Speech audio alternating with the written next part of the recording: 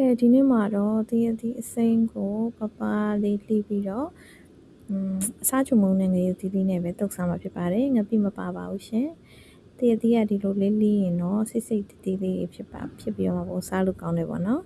ကဲအစိမ်းတော့သီးတုပ်တဲ့ဗီဒီယိုလေးကိုလိုက်ကြည့်ပေးကြပါဦး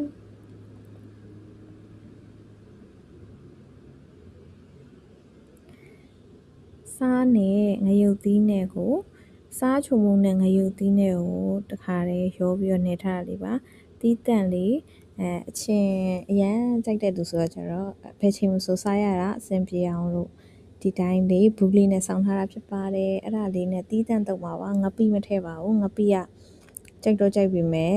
ငပိစားပြီးနည်းနည်းရင်ပူလို့ပါလို့ဖြစ်လို့လေအကြောင်းမလို့စားချုံမုံနဲ့ငရုတ်သီးဒီ၃မျိုးလေးနဲ့ပဲတုပ်ပြီးတော့မှ share ကြိတ်တော့မှာပဲဖြစ်ပါတယ်စားကြပါဦးရှင်